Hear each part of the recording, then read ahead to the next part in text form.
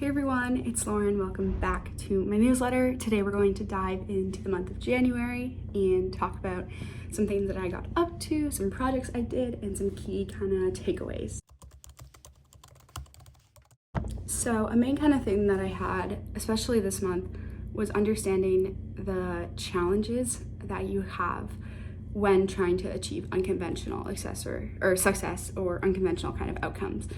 And one in that, at least for me, is not being appreciative of the path that it takes to get to your end goal, like your dream destination. Say you want to go to Hawaii, and maybe Hawaii for you is like an internship at a cracked like VC firm. Well, you can't just automatically go to Hawaii unless you're already there, right? So you have to figure out steps to work backwards and kind of make that dream a reality. So if you're planning a trip, like you need to figure out flights, costs, accommodations, all that kind of thing. So I feel like in a more technical sense, I've been trying to work backwards with that. And instead of being grateful for, learning all these small little things that I wasn't aware of before I started the journey, you still are being unsatisfied, at least for me, that you're not at your end goal. I've been very ignorant in the sense of not even looking back and reflecting on how grateful I am to see my own development and how grateful I am to be in a place where I can pursue my interests and talk to like-minded people, and I have access to the internet. So if, I can't find people who can answer my question maybe directly beside me, I can go online and access a whole network of really creative and cool individuals. And I think that's something that I've really overlooked in the past. So in January, through the different challenges that I had with navigating classes again, and different personal projects and just internal self-doubt, understanding how much gratitude that I overlook, I think is something that I've been really trying to conceptualize and implement into my daily life. So in this month, to kind of offset the challenges that I had and really the urgency that I need to take in changing my negative self-perception and negative kind of self-doubt, I had a mentor recommend this TechCrunch article to me, and I actually got a little emotional the first time I read it, just because it was the perfect articulation of written words of just how these past couple months have been, with fighting all these kind of internal biases. So I'm gonna say a really quick line from it. It says, "The struggle is not failure, but it causes failure, especially if you are weak. Always if you are weak. Most people are not strong enough." And it says, "Every entrepreneur from Steve Jobs to Mark Zuckerberg went through the struggle, and the struggle they did. So you are not alone, but that does not mean that you will make it. You may not make it, and that is why it is the struggle.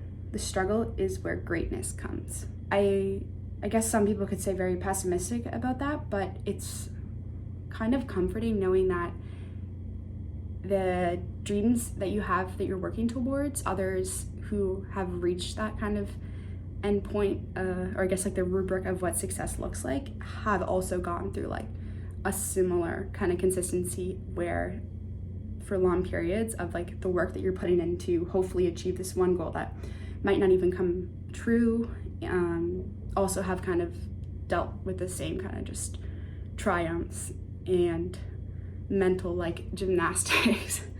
So I think it's really nice to kind of put to words or what your thoughts are trying to say, even if you can't say it yourself. Another thing I think this month that I really witnessed about myself is how much I make quick judgments and assumptions about my surroundings, my situations, and even the people that I'm with.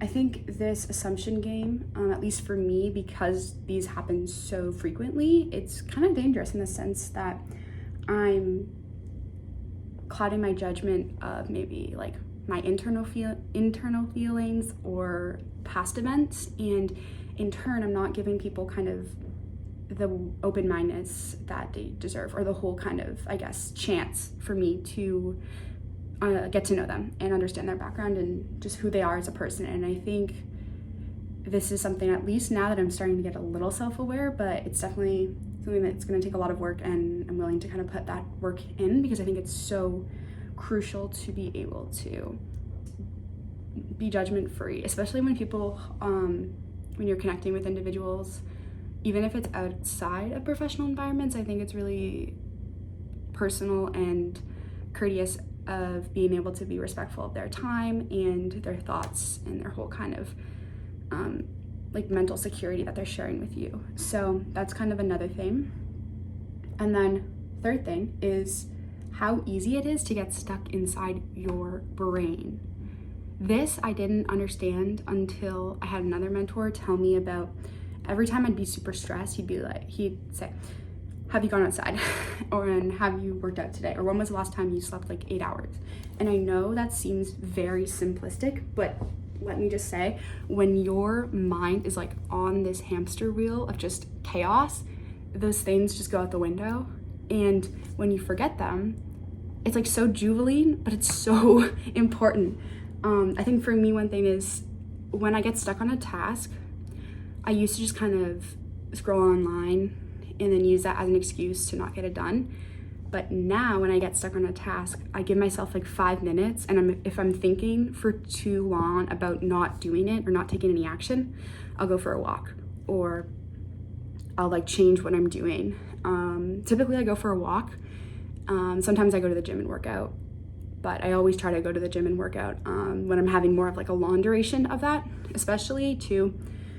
There's sometimes where I think we say like, oh, we're gonna get work done, and we don't. Like I know for me, I could be in a public place and saying like, well, I went to a coffee shop to get work done, and you don't end up getting work done. And instead of just like using that as like an excuse, I'm trying to be more aware so I can be more conscious of like my actions and the results of those actions, because we are in control, you know, of our future. I mean, not totally of our future, but more or less of like where we want to go. We can kind of control that into, you know, are you willing to put in X amount of work? Are you willing to go through the struggle, like I mentioned earlier? So I think that is just something too that's also kind of important.